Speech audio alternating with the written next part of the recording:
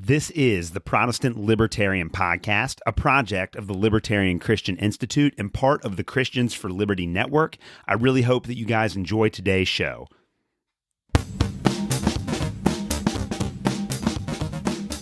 All right, guys, welcome to another episode of the Protestant Libertarian Podcast. My guest today is Christina Dent. Christina is the founder and president of End It for Good, a nonprofit inviting people to support approaches to drugs that prioritize life, preserve families, and promote public safety. Christina is a conservative Christian, graduated from Belhaven University with a degree in biblical studies, and worked for a technology startup before her experience as a foster parent sparked her curiosity about drug policy. What she learned changed her mind about the best ways to reduce drug-related harm, and in 2019, she gave a TEDx talk and launched End It for Good to invite others to consider shifting from a criminal justice approach to drugs to a health-centered one. We will be discussing her work on the show today. Christina, welcome to the Protestant Libertarian Podcast. Thanks, Alex. So great to be here. Hey, I'm really excited to talk with you today. I apologize that my voice sounds like it's starting to fail me. I've had a long couple of days at work, and so I'm on the breaking point. I'm going to push through because I'm really excited to talk to you. Before we get into our conversation, just tell us a little bit about yourself, your background, and your work. Yeah, so I work from Mississippi, born and raised here, lived here my whole life. I grew up in a wonderful family, Christian family, conservative, and that really was my whole world. Our church community and everything like that was the world I grew up in. And like you said, I went to Belhaven University. I got a degree in Bible. I figured that could help me out in all of life, no matter what I ended up doing as a career. And so I didn't know at 18 what I wanted to do for a career. And so I did that and have been first working in the private sector, then home with my kids for a number of years while they were small, and then doing this work with End It for Good, a work I never thought I would ever be involved in. Because I remember the first time that somebody ever said to me, what do you think about making drugs legal? And the anger that rose in me was enough. I just left the room. I could not even process what was coming out of their mouth. And here I am having a very different journey that led me to some different conclusions and inviting other people to join me on that journey. Well, I love the work that you guys do at End It for Good. The CEO for the Libertarian Christian Institute actually sent me your information and just like a link to what your organization does. And after reading through it, I was like, this is really incredible and aligns exactly with my values. You have a pretty wild backstory that led you to form the organization End It for Good. So before we get into some of the mechanics of like the war on drugs and drug rehabilitation and all of those things, just talk to us about your backstory. Like what motivated you to get to the point where you would start this organization? Yeah.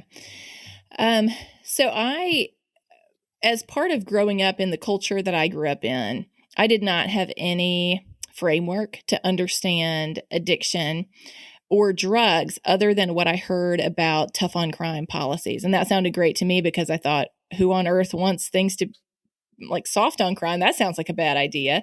So it definitely sounds like the thing to do, that we need to be as tough as we need to be so that we're safe. And safety was a big deal for me, even as a child. And I tell some of that story in my book, Curious, that just came out, of just those experiences as a child that lent me to embracing that approach to drugs is be tough to anything that I considered to be crime or dangerous. And so that carried me through early adulthood. I never used drugs in high school or college. I wasn't around people who were using them. And so my own experience continues to be one of no experience. I never even use marijuana. I just have no interest in it personally. But when I was in my early 30s, my husband and I became foster parents. And through that experience, the second child that we fostered came to us as a brand new newborn, a little preemie. And he had been removed from his mom's custody because she was using drugs while she was pregnant. And I didn't have any context for that. I didn't understand addiction. All I could think was, I would never do that. I'm a mom. And so if I love my kids and I wouldn't do that, the fact that his mom did use drugs while she was pregnant must mean that she doesn't love him. And so he came to our house straight from the hospital after he was born. And I brought him a couple of days later to his first visit with his mom at the local child welfare office. And I pulled in the parking lot and I popped his car seat out of my car, turned around to walk in the building. And here comes this woman running towards me, and she's weeping. And she runs over and she just starts kissing this little baby who's in this car seat that I'm awkwardly holding. And I wish I could say my first response was, this is amazing. Here's a mom who deeply loves her child. But it wasn't. It was very suspicious. There's a part of me that wants this to be true, but this does not fit with what I have thought about people like her, about the activities that she was engaged in. And so it was much more one of kind of protection of my own way of thinking and protection of I've got to keep this child safe. And so she spent her 1 hour of visitation with him, and I came back to pick him up. I'll never forget walking into that room and seeing her just drinking in every moment that she had in that 1 hour with her son, sitting on the couch with him up on her shoulder. She's not playing on her phone. She just is trying to get everything she can out of that time and to give him everything she can in that 1 hour that she has with him. And so Beckham came back to our house with us. She left for inpatient drug treatment in another part of the state. And she would call me. I had agreed that she could have my phone number and she could call me once a day to get an update on him. And she would call me and ask me all about what he was doing. And we know it's just nothing. He's a newborn. But she wanted to know anything she could about him. And then she would ask me to put her on speakerphone. And she would sing to him over the phone. And the more that I got to know this woman, Joanne, the more I had to reckon with the truth, which is she loves him deeply. She loves him just as much as I love my sons. And so her addiction is not driven by that she is an uncaring person who doesn't care and is just out for herself. It was clear to me that two things were true at the same time. She deeply loved her son and wanted to be there for him. And she was struggling with this really complex health crisis. And that for me was this watershed moment of, wait a second. Everything I thought I knew about drugs and addiction and how to handle them is based on this idea that people who use drugs are bad people, that they need to be punished so that they stop doing bad things. And if you were addicted to them, that was kind of a next level of bad. And what I was seeing was a very different story playing out. And that sparked my curiosity because here was my family deeply invested in foster care, caring for vulnerable children because we wanted to help them. And I began to make these connections and think about the impact downstream. What would happen if she was incarcerated rather than in treatment right now? What would happen to Beckham if his mom was unable to care for him? And how would all of that flow over the next 5, 10, 20 years and impact another generation? And that was the beginning of my learning journey to realize clearly I've misunderstood some things and I don't know what's happening. And I need to, because I want to be doing what's best for children like Beckham and their families. And that means I need to rethink and dig deep into what's really happening with drugs and how we could actually reduce harm. It's amazing to me how our worldview is shaped by kind of these like deeply embedded cultural perceptions about the way that things are good and bad in certain instances. And like I live in the state of Kentucky and we have some very bizarre liquor laws. All of them can be traced back to prohibition. It's like in a lot of ways, we're still living in the shadow of prohibition. And of course, with drug abuse and addiction, we've all been influenced by the war on drugs that was started in the 1970s by our federal government, even though a lot of people don't understand that history. But I think it is really important because this isn't necessarily the natural way to think about drug use and addiction. It's simply the way that we've been taught to think about it. And especially like for me, I remember being in like elementary school and going through all the DARE programs and everything like that. And it was just, if you do drugs, you're a bad person, you're a criminal, but it's a lot more complicated than that. So the war on drugs begins in the 1970s. And this is when the government took a deliberately criminal justice approach to drugs and addiction. So walk us through how this war on drugs began and what have been some of the consequences of it for our society ever since. Yeah, I think one of the most interesting things for me and my learning journey was prior to digging in, I just thought the natural state of things is there are a bunch of drugs that are illegal. Like that's sort of how they start. and then we sort of make them legal when we decide that we want to do that. It was shocking to me to go back and realize, wait a second, the history of the world is that the criminal justice system has not been used for substance use. I mean, we've got thousands of years of human history of people changing the way they feel through substances. Certainly some harm comes from that. Cultures deal with those things in different ways. But the use of incarceration to deal with that is a very new phenomenon that most of the history of the world would find baffling as to why we would be using that approach. So in thinking about even beyond 50 years ago, if we move to 100 years ago, back when heroin and cocaine were legal, that was shocking to me. I had no idea that they were legal for decades prior to effectively being made illegal, and that the vast majority of the harm began happening with them when we made them illegal. It used to be that there was cocaine and, drops that we used on infants to help with teething. I'm not saying we should go back to that, but just that this is a world we don't know. We weren't alive then. We weren't alive when heroin used to be used in over-the-counter soothing syrups and things like that. Yes, there were some people who became addicted to those substances, as there are today, and yet they were able to be cared for under a doctor. You could be treated with heroin by your doctor if you were addicted to it, and they felt like to keep you stable and to keep you from engaging in the rat race on the street of, trying to get enough from somebody who's selling you an adulterated product. They were able to actually prescribe you medical grade heroin. So the whole way we dealt with addiction was different. The whole way we handled substances that in our time we think of as, wow, that's like hard drugs. How can you even be talking about that? Back then, it was similar to alcohol in that the most popular forms were the least potent forms. The same as they are today with alcohol. The most popular forms of alcohol are the least potent ones.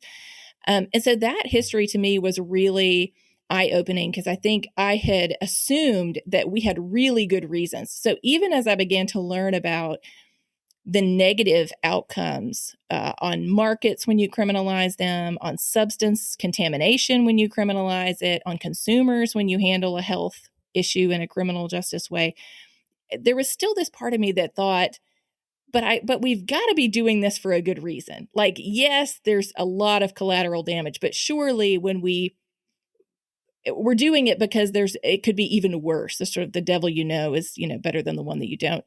And so when I went back and began to learn that history of what we used to do with drugs and addiction, for me, that was kind of the final straw of, wait a second, there never was a valid reason, a proven reason why handling them in a criminal justice way would actually reduce harm. It was much more related to racial and ethnic tensions at the time with different communities.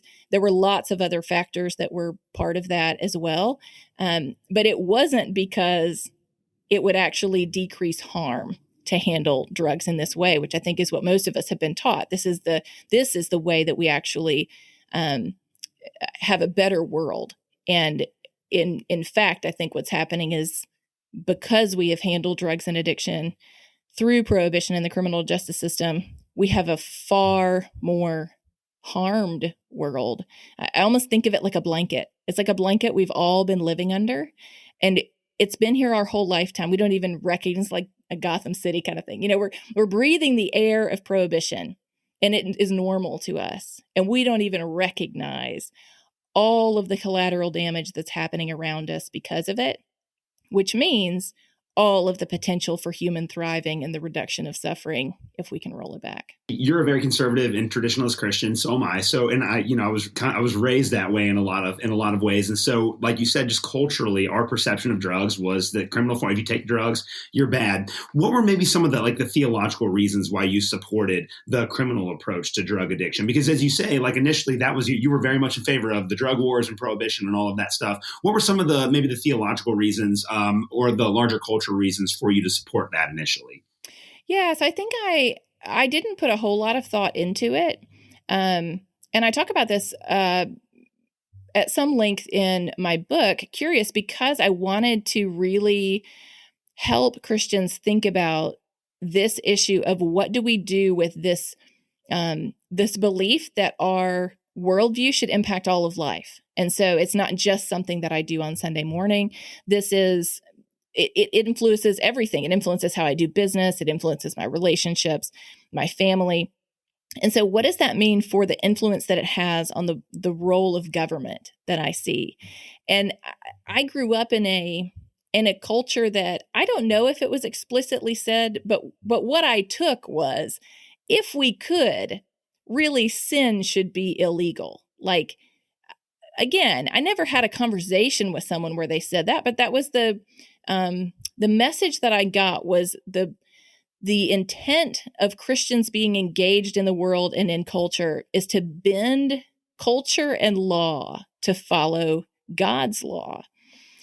And so for me, as I'm learning about drug policy, as I'm learning about what actually is happening because of it, and I'm feeling this significant tension in me over, whoa, wait a second, I actually think this is causing a lot of death and destruction and harm. These are people made in the image of God that this is all happening to. This seems counter to what I want and what feels like the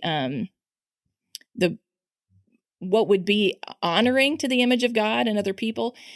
And I remember having this thought of, but wait a second, like, can I even be a Christian and believe that rolling back drug prohibition is the right thing to do? Like, do those things even go together, or is it like antithetical to my faith and it just can't go together? And I'm going to wake up one day and realize, wait a second, I don't have a faith anymore. Like, I didn't feel like I was leaving my faith. I felt like in many ways I was trying to follow it more deeply. And yet that was kind of the feeling that I had. That's how deeply that was ingrained in me, that to give up something, to separate out what I believe is best for someone versus what the government should be enforcing upon them. It felt to me like the question of, am I still following God?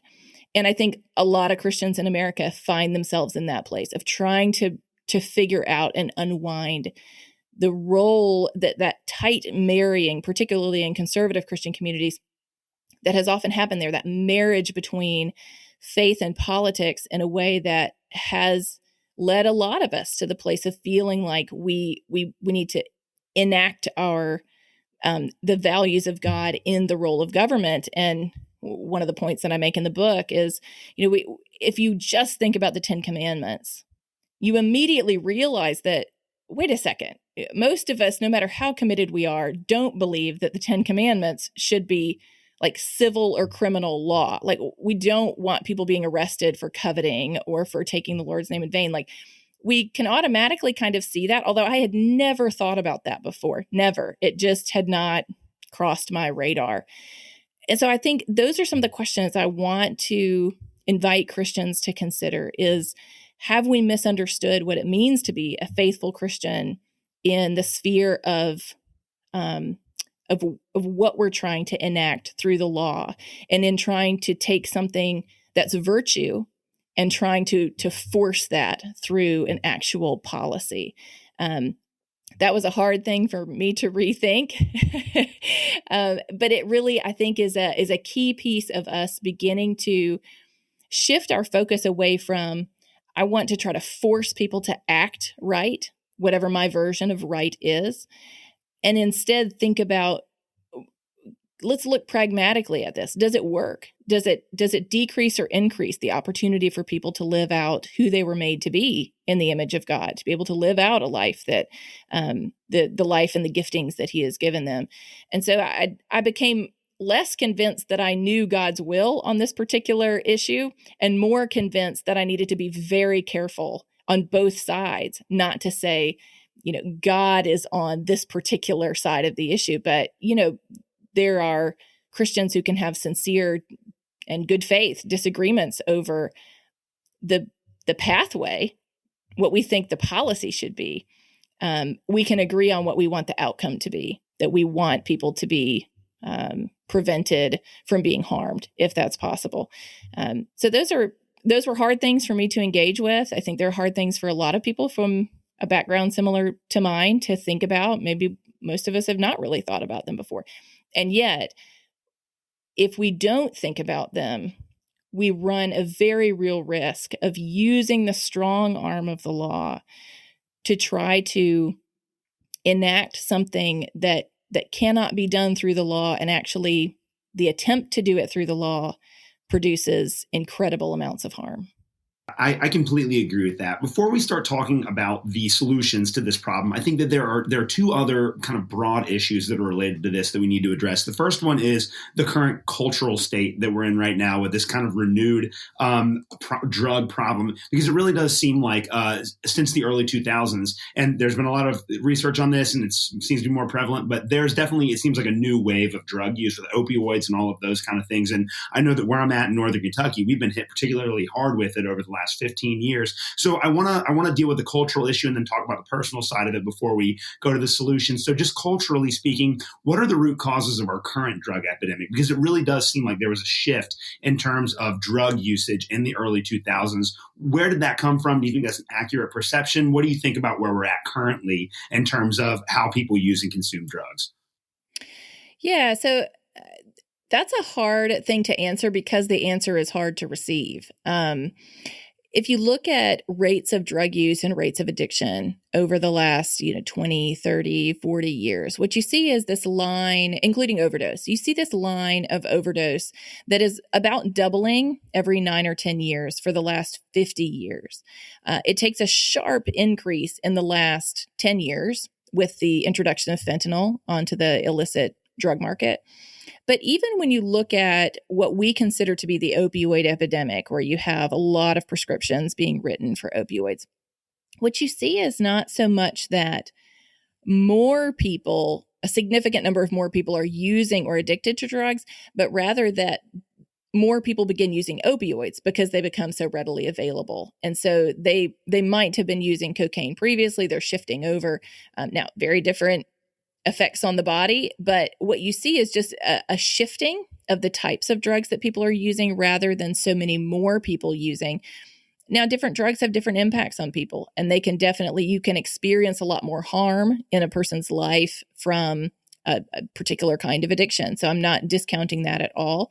But I think what we think of is actually always the symptom of a deeper problem. So when we think about opioid addiction, whether or not that's significantly increased as public perception is, or whether it was a shifting of drug use from other drugs to opioids and now shifting away from them because, or at least to different opioids because it's become much harder to get prescriptions.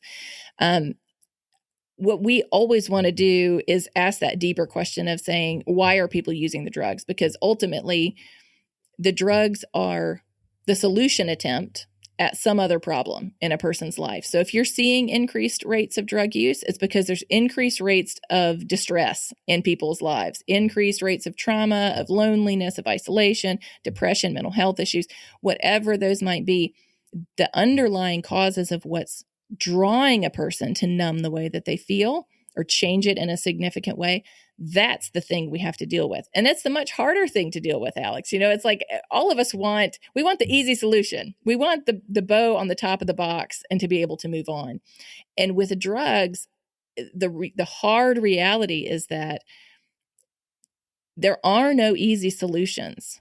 Because when we talk about why people would want to change the way they feel, we're talking about deep, impactful human experiences, and often a lot of harm that's happened to a person. And that means that there's a lot of healing that needs to happen, healing that needs to happen in a supportive community, maybe through therapy. That is usually a very long process. It's not the quick bow on top of the package that we want. And I think that makes it even harder for us to kind of go there. But as a society, if we want to see better outcomes related to addiction, we have to stop focusing on the drugs and focus on why people are using them. Well, that is perfect. And I think you directly dovetailed into the question I want to ask you next, talking about those underlying issues. And you mentioned some of it. Do you think a lot of it, at least from the perspective of American Christians, is that there are a lot of American Christians that are just raised in supportive homes where there's no poverty and they don't have to worry about food? Is it just that like a lot of Christians don't ever have to deal with the kinds of trauma and pain that lead people to drug abuse? Does that have a lot to do with that? And then what are maybe some of the other more detailed underlying issues that maybe privileged American Christians might not understand that cause people, because you don't just wake up one morning and say that you're going to start doing heroin, right? There's a path that leads you to that point. So just explain that to my audience, especially for people that might not be familiar with how someone could get to that point. Yeah. So one of my favorite things, I tell the story in my book, but it's such a great example and something that people will continue to think about long after they're not thinking about what I said on this interview. So Dr. Bruce Alexander was a professor in the 1970s, and he wanted to test this theory that another professor had come up with, saying, look, if you put rats in a cage and you give them, regular water and heroin-laced water, they're going to choose the heroin-laced water almost every time. They're going to overdose on it and die. See, this is what these drugs do to people. And I remember growing up and seeing that rat in that little empty Skinner box, they were called. I don't even know where I saw that, but I remember that. I remember seeing that on TV and something that my parents let me watch. And so he took that and he said, but wait a second. Rats are like humans. They're very social creatures. So a rat in an empty box with nothing to do and no other rats is a rat in significant distress. I wonder what would happen if we put the rats in a world where they would want to be, where they have everything that sort of makes a happy rat life. And we also give them the regular water and the heroin-laced water. What will they do? So he and some of his colleagues created that on the floor of their lab back in the 1970s, and they called it Rat Park. And they put,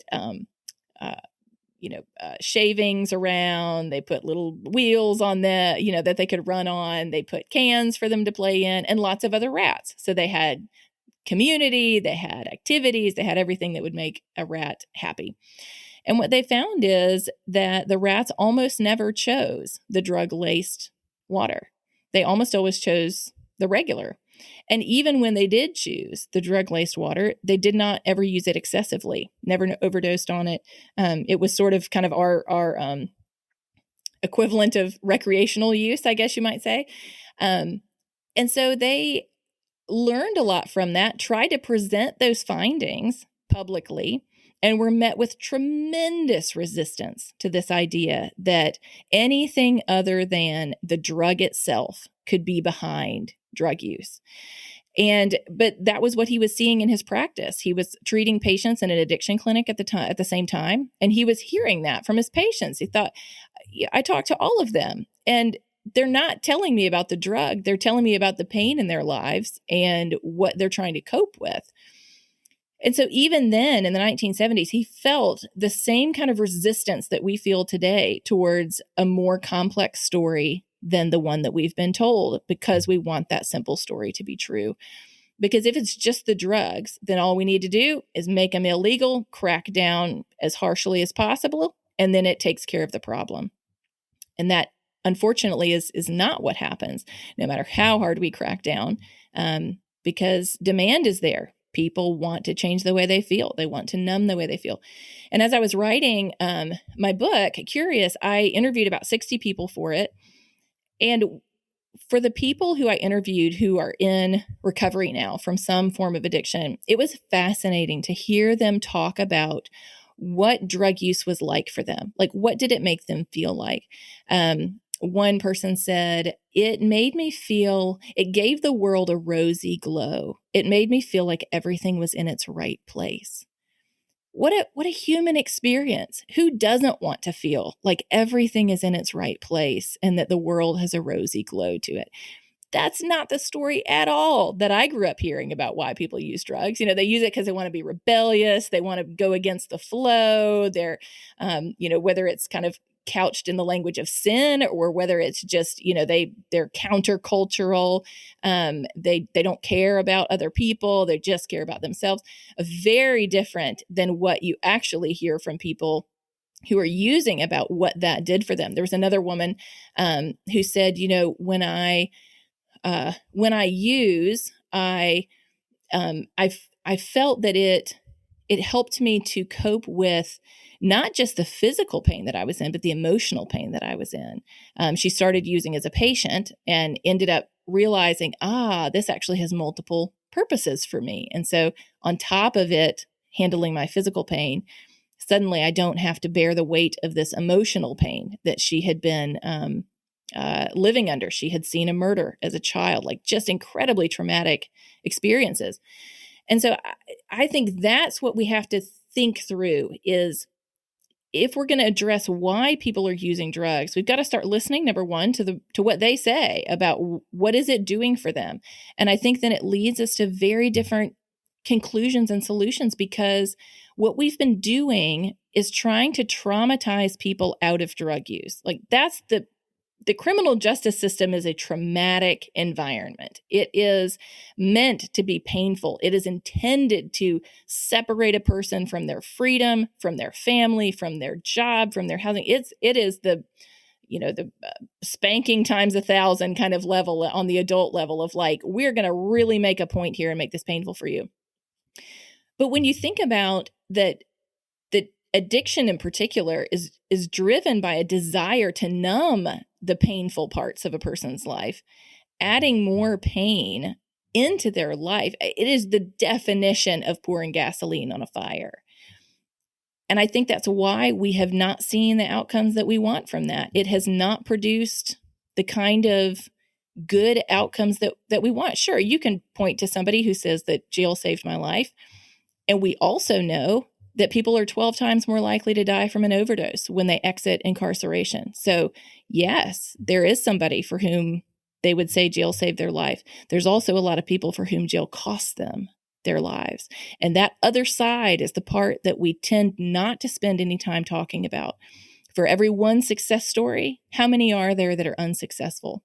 Because that's what we hear from law enforcement who come to events that End It for Good hosts, who talk to us afterwards. They say, we're so tired of arresting the same people over and over again. We can see that this is not working, and yet we continue to get sent out to go do this job and do it the same way. It's not working. And now we want to understand why, and we want to do something that does actually work. And I think that's why it's not working. It's the wrong tool. It's like giving a doctor a hammer and sending him into surgery and going, you've got to be successful. Well, the hammer is the right tool for a carpenter. It's not the right tool for a doctor. And so we have mismatched an issue with a solution. We have taken a health issue. We've given it to the criminal justice system. We've seen incredibly painful outcomes for decades. Are we willing to say, it's not because we haven't tried, and it's not because our intent wasn't good. It's because we've got the wrong tool, and we need to use a health-centered solution for a health problem. Yeah, and this is really the burden of the work that End It for Good does. And I say this a lot to people that might be skeptical about ending the war on drugs. But if you've been fighting a war for 50 years and you have not won the war, you should probably just give up and go home at some point, because obviously it's not working. I think that we're at that point in our society. But as you said before, for a lot of especially American Christians, especially very traditional Christians, even people that might have liberty-oriented values in other areas of life, ending the war on drugs seems like a no-go. It's like something that we can't do. How would ending the war on drugs, just saying we're not going to do that anymore, how would that actually address the problem of drug abuse and addiction in our society? Yeah, so I'm gonna give you 3 points on that, because I think the question is even bigger than that. How would it address drug use and addiction is one of those key pieces. Also, how is it going to address the overdose crisis, and how is it going to address crime and part of the immigration crisis that we're also facing? So for me, the things that convinced me most that ending drug prohibition, moving back towards some form of legally regulated markets and access for adults to popular substances, was kind of walking through. We spent some time talking about consumers and how traumatizing them is not increasing. They're thriving because many of them are actually trying to self-medicate the trauma they've already experienced. But then when we think about overdose and what's causing the overdose crisis, about 90% of people who died of a fentanyl overdose last year, or an opioid overdose last year, had fentanyl in their systems. So you have the vast majority of overdoses are not coming from people who got a drug from their doctor and took it and overdosed and died. People are dying because they're buying unregulated drugs on the street. And the harder that we crack down on prescriptions, the more and more people are moving to buying drugs on the underground market.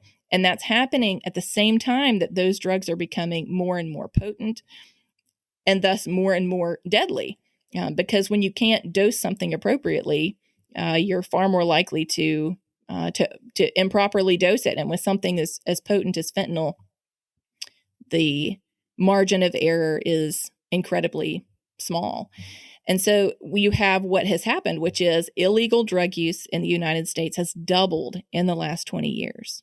That is not the trajectory that this was supposed to take. It was supposed to be that we're going to crack down and fewer people are going to be using these drugs that are illegal. Doubled. Illegal drug use has doubled in the last 20 years.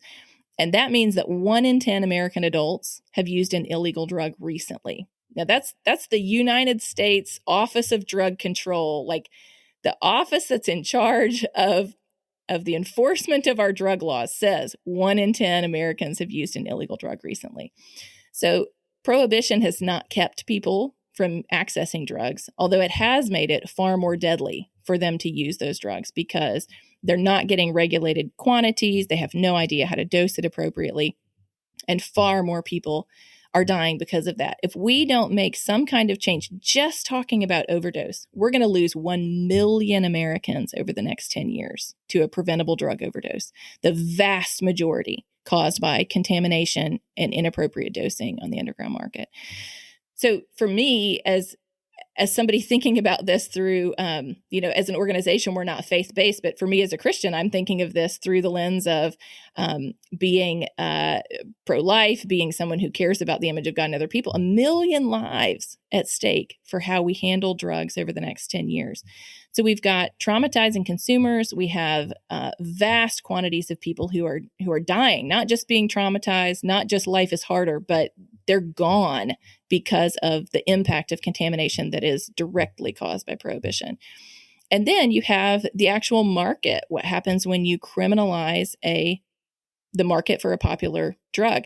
Now, the first time that I ever heard somebody talk about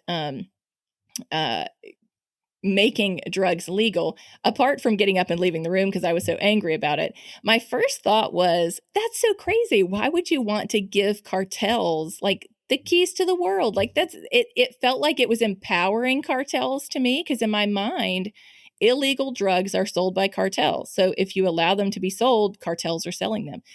And then I began to learn and realize, oh, wait a second. The only reason cartels are selling these drugs is because they can't be sold legally. Cartels aren't selling alcohol. Terrorist organizations aren't selling alcohol. Gangs aren't selling alcohol. Why not?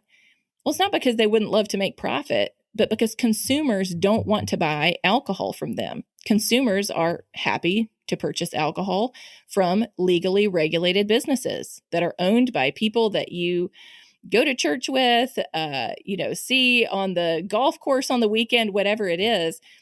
Those markets are legally regulated. They are not funding crime and violence. And that really was just this shock to my system, realizing for every drug that we criminalize, we are putting all of the cash from consumers buying that drug into the coffers of criminal organizations who are then using it to buy ammunition, vehicles, pay people, and engage in lots of other criminal activity outside of the underground drug market. It's a cash cow, hundreds of billions of dollars a year going to criminal organizations because of prohibition. And that for me often seems like the most mind-bending piece of this puzzle for people, because we've all grown up in a world where, hey, cartels are powerful. They destabilize entire countries with their with violence and with political corruption. And that's just kind of the way the world is. And again, we think that because we have not been alive at a time where they did not have the amount of funding and power that they have in our time. And we can return to that. You can't ask people to lay down their weapons, but you can make it a volunteer endeavor rather than a highly lucrative business decision. And that's what we're doing right now. We're sending funding to criminal organizations with every drug that we make illegal.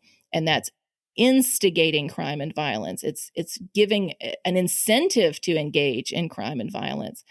And for me, as I think about, gosh, as a conservative, wanting safe communities, wanting people alive, wanting healthy families, we're losing on all of these fronts with prohibition. It's hurting us everywhere and providing almost no upside and significant downside. So for me, it was sort of a backing into a position I didn't want to be in. I kept thinking, surely, no, this isn't what I want to support.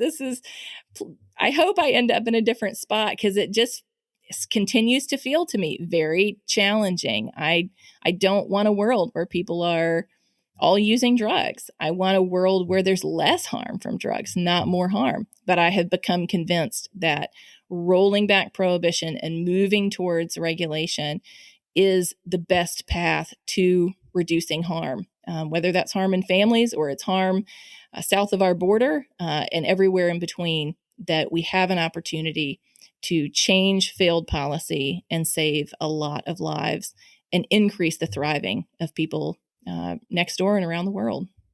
So what do we do for the individuals that are suffering from drug addiction? How do we help them?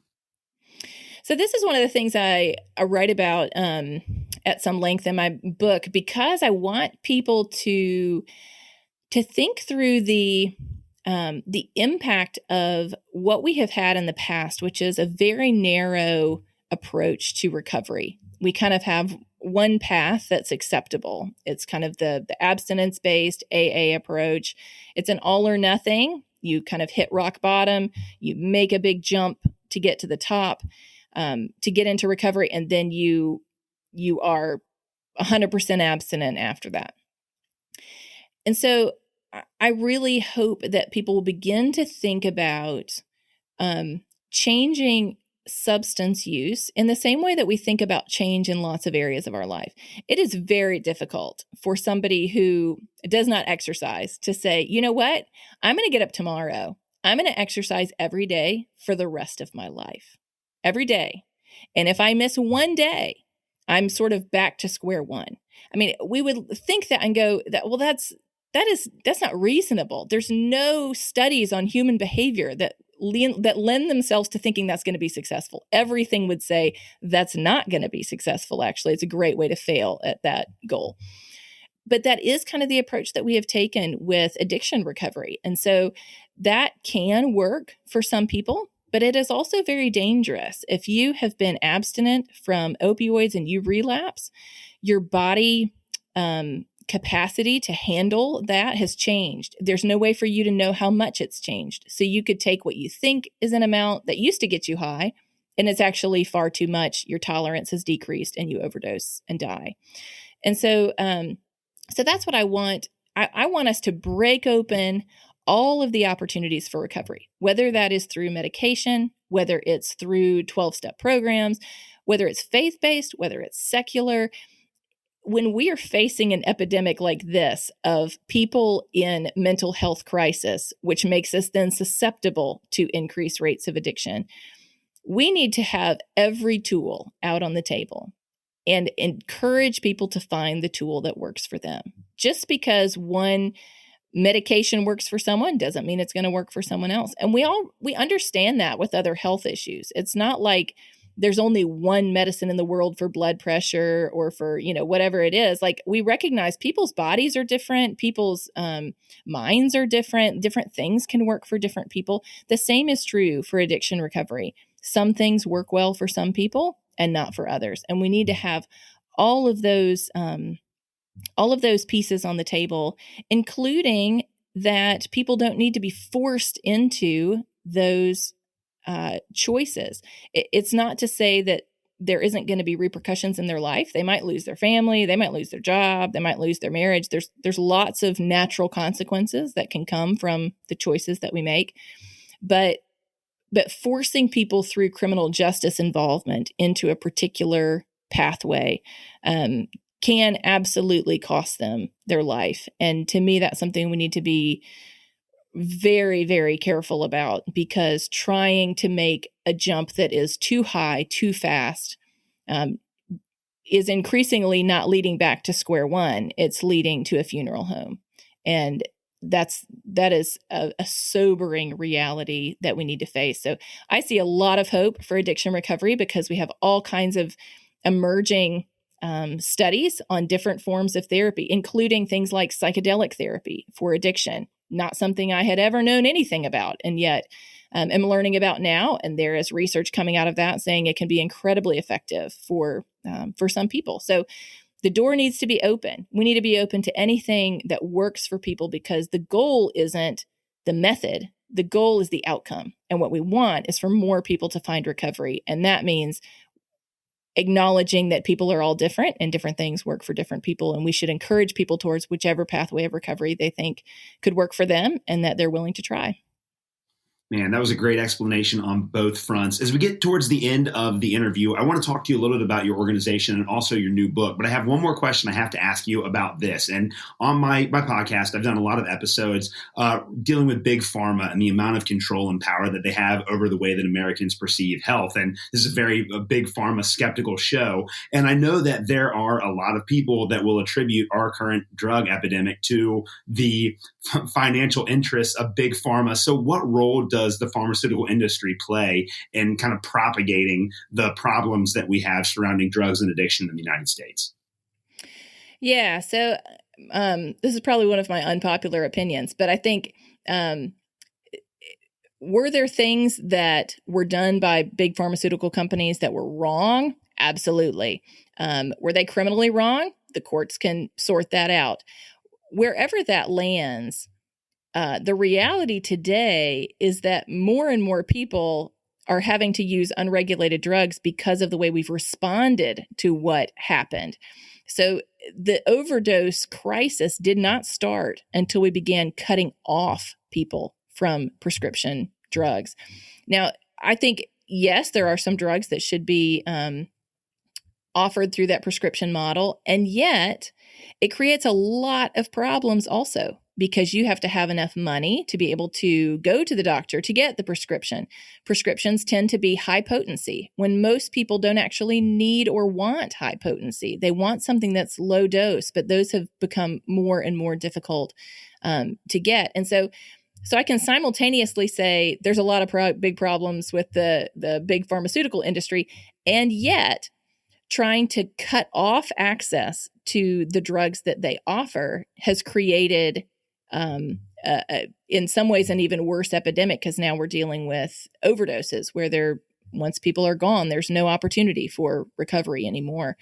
And so I think I kind of fall in both categories there of wanting accountability, but also recognizing that the challenges we're facing today, many of them have been a result of the retaliation against what they did. And I think we've really got to work at finding that middle path because we've got millions of pain patients who now can't access drugs that were currently working well for them. And now they have been cut off from that, or they live in constant fear that they will be cut off. Maybe their original doctor has already closed their doors because they don't want to risk getting arrested because law enforcement thinks they're prescribing too many drugs. So I think in some ways, I think of it as the challenge of an over-regulated industry, and people, again, consumers make the choices they're going to make. We like to think that we can control people's choices. And yet what you see is, yes, you can control their access to legal drugs, but they'll move to using illegal ones. And that's not a net positive. That's actually a huge net negative for their own health and for safety and lots of other things. So I think we need to hold them accountable and also think about consumers and where are consumers going to access the drugs that they want to use or need for medical purposes in a way that's not going to just lead to even more death and destruction. And again, I think that bow on top, we want to just say they're the bad guy and let's just get rid of them. That's kind of been a big push in the world of, hey, let's hold people accountable and shift. And yet we've done a good job of cracking down on prescriptions, and it has led to a massive body count. And so we've got to reckon with that. And I think there's a part of that, particularly that this the idea of freedom and autonomy and allowing people to make the choices that they feel are in their best interest, allowing them to have regulated adult access to drugs is part of the solution for all of these problems. Is that we have the path to getting them is very convoluted on the legal market, and so it can make it very difficult, and people can't navigate that difficulty and say, hey, the guy down the corner is selling pills. I'm just going to go buy from him. But now we've got lots of problems of where that money's going and what's he actually selling. And do you know that is actually some sort of opioid pill that's not laced? No, you don't. And so we're in a significant health crisis, and we need all the options on the table that are not punitive, but that actually address the root causes of the problems that we're facing. And that really is what my book is all about. It's all story driven. It's my own story. It's a memoir, and also telling the stories of other people and inviting people into this conversation to say, if you resonate with my background, pick up the book, see what you think about the stories in it, the ideas that I share in it, how I work through those. As a conservative and as a Christian, some of the things we talked about today and a whole bunch of other things that are in there too, just trying to invite people on that learning journey, to take their own learning journey and see where it lands them. And wherever they land, that's okay. We can still have great dialogue. We don't all have to agree on everything, but I really do think there is an opportunity for us to change our world for the better, because how we handle drugs affects employment, education, families, housing, all the things we know make for a thriving community and a thriving society. And that, I think, is what we have at stake. Well, tell us about your organization, End It for Good. You guys have done some really great work and had some very real accomplishments. What have you guys been working on, and what are your plans for the future with End It for Good? Yeah, so we became a nonprofit in 2019. And this year we hosted our second Shift Drugs and Addiction Summit, where we brought in 17 speakers from all over the country and right here in Mississippi to talk about big idea solutions for the day. Everything from legally regulating drugs to psychedelic therapy to law enforcement assisted diversion, just everything that was kind of all across the gamut of these are all the industries that are impacted, the work that's impacted. We want to present some solutions and really challenge people to think about how we solve those root problems. And so we hope to continue hosting those conferences. We host smaller events around Mississippi as well, but we really want to bring people in to think big picture and long term about how we're going to get the solutions that we think might actually work, and have dialogue about what those solutions are. And then the release of my book this year, Curious, which is my journey on this issue. It's been really neat to see the feedback that's come from that. Some from early readers who were writing endorsements for us or considering writing an endorsement for it, but also just from readers, everybody from people in recovery. I had one man say that reading it, he is in recovery now. He said reading was a really healing experience for him, reading the book. Somebody else just told me that the book felt like a gift to them because they have not had a good way to explain or communicate with other people how they have begun thinking about these issues. They work with at-risk youth and with children aging out of the foster care system. And so it gave them a resource to be able to say, hey, this is a short read. It's going to take you a couple of hours. It's not a long, deep policy book. It's a story. And so it's neat to see kind of the different ways that people are finding usefulness and value in the book. And we want to continue to do that. So this next year, we'll be doing a lot of speaking related to the book and the stories and ideas in the book. And also, so we do 90% of what we do is just educational out in the community. The vast majority, we think of it as policies only change when enough hearts and minds change. And our work we see as the changing of what people understand so that they consider changing their mind. I don't own people's minds. I can't change your mind on anything. What I can do is share what I've learned, and you're going to take from that things you agree with, things you disagree with, hopefully things you might not have thought before. And that's how the sharing of ideas works. And so we see our role as educating and then allowing people to wrestle with those ideas and those what we believe are truths, and come to their conclusion about what they want to support going forward. And all of the ways we can do that, whether it's through writing or speaking or events or digital media, all of our work is geared around building that cultural momentum so that policy can shift because enough minds have shifted.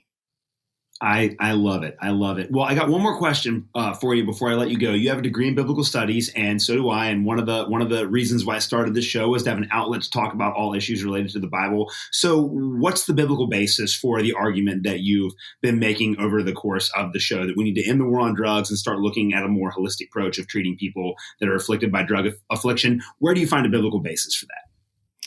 So I would say it's more so that I don't find a biblical basis for using the force of the criminal justice system, the force of the government to try to force behavior, which is really all about what we've been doing with the criminal justice system. Whether it's criminalizing consumers or criminalizing the market, it has all been in an effort to force people not to use drugs. And I think that is not an appropriate role for the government to play. And the collateral damage from using the government in that way, to me, goes directly against the mandates that are in Scripture to care for our neighbors, to work towards their good.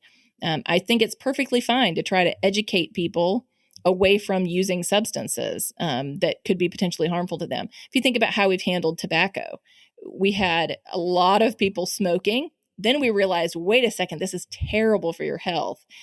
We didn't criminalize cigarettes. We said, let's launch a health campaign, helping people understand how dangerous this is for them, helping them think about what it's like to take years off their life. And then what we saw is, as we did that education campaign and as we made it less socially acceptable, as things like insurance rates came into play, getting better insurance rates, all of those things helped to shift people's behavior. And we now have far fewer people who engage in smoking combustible cigarettes than we used to. We didn't need to use the criminal justice system for that. And I think that is the shift that we need to make on this also, is that that use of force to try to alter a preferred behavior is that's a really significant thing.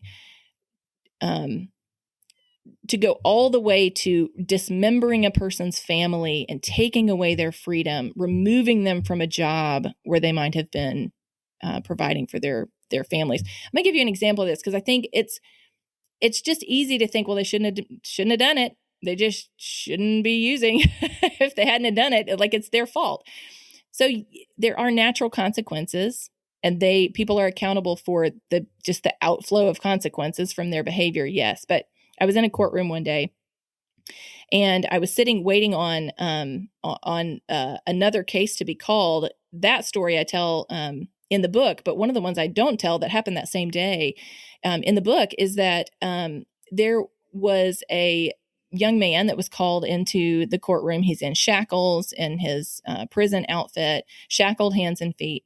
And he came in and he was coming back before the judge because he had been sitting in prison for a number of months already prior to trial or plea bargaining or anything like that. He had just been arrested, accused of a crime, had been sitting in jail because he could not afford his bail amount. And so he was coming back to say, could you decrease the bail? And I thought, wow, this is really sad. This is taking away a person's freedom, and he just because he can't pay. It really is just an economic issue for him. The judge didn't have a problem with him being out. The bail was not exorbitant, but he couldn't pay it. And so the judge decreases his bail, but through this process, they go through what is he being accused of. And his attorney says he's never been in trouble with the law before at all. This is a first-time offense. He was just arrested for heroin possession. Now, is using heroin healthy? I would say the vast majority of people probably not. But that was his only offense. So he had a really unique name. And I thought to myself, I wonder if I can find this guy. Like, can I learn anything about his story? Because this seems really unhelpful. If he is struggling with a heroin addiction, like removing him from his life for months just because he doesn't have money seems like that's probably not getting us the outcomes we want. So I went home, easily found him on Facebook because of his unique name. And it takes me about 3 seconds to realize that he's married and he has a toddler-age daughter, had a job. And I just sat there and thought to myself, what have we done? What if that was my own family of origin that I grew up in? My mom stayed home with us. My dad was the breadwinner. What if that was true in this family?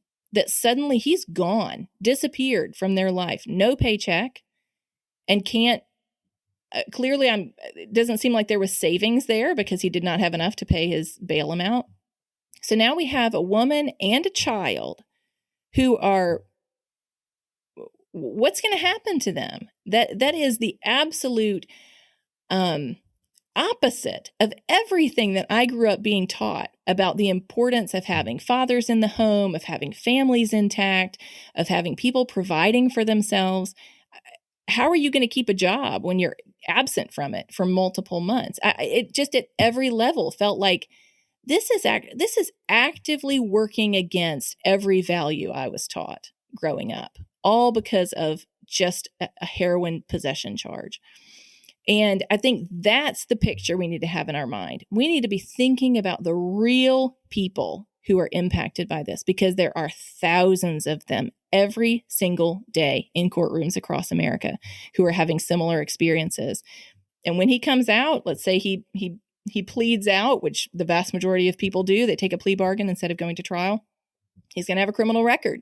Is he going to be able to get his job back? Is he going to be able to provide for his family? The destabilization of a person's life for just trying to force them to make a different decision about the substances they put in their body. That's a totally different thing. And probably an important point to say, it's a different thing to talk about ingesting drugs being a person's choice than it is to say, well, if they steal something, are we just going to say that's no big deal? No, that's a totally different crime. Theft is a very different crime than drug possession. And I think that's a clear line we need to draw, that when you engage in something that is now taking away other people's rights, yes, there is a role for the criminal justice system to play there. And yet we do have a choice to say, should we really be using it for possession? Should we really be relying on it to try to force these markets out of existence? And in reality, we're just empowering and inflaming criminal activity. So, I think that there's just so much to unpack. Can't unpack it all in a short period of time, but I encourage people to pick up the book and then email me about it. Christina@enditforgood.com. Send me an email. Let me know what you think. You can tell me all the ways you disagree with it, and that it will be totally fine. I will not tell you you're wrong. I love learning from other people. I love dialogue about this. And I think we have got to dig in and engage, or we have got an even more serious problem on our hands, because the problems of contamination, the problems of crime and underground markets, they are not going away. They're only getting worse. And if we want better solutions, we've got to be willing to step outside the box and think about different solutions. Well, Christina Dent, this has been an awesome conversation. Before I let you go, you already gave my audience your email, but where can they find End It for Good, support the work that you guys do, find your book, and follow you? Yeah, you can go to enditforgood.com. That'll lead you to all the places that you want to go. You can sign up for our newsletter. I send those out regularly. You can find us on social media at enditforgoodms. And come join us on one of those places. We'd love to have you there. If you love to talk about these things, you can join us at our private Facebook group called End It for Good Together.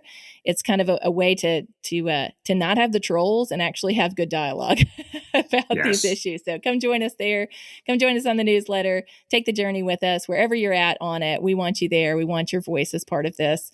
There's a lot at stake, and we want to find a better path forward. And we believe we can do that together. Well, Christina, thank you for coming on the show today. Thanks, Alex. Thank you for listening to another episode of the Protestant Libertarian Podcast. If you have any questions or comments, please reach out to me at theprotestantlibertarian@gmail.com. You can also find me on Twitter. You can follow me at the handle @ProLibertyPod. Again, that is @ProLibertyPod. And you can also visit me at theprotestantlibertarianpodcast.com. At theprotestantlibertarianpodcast.com, you can also support the Christians for Liberty Network and the Libertarian Christian Institute. Thank you guys so much for listening to this episode, and we will see you next Tuesday.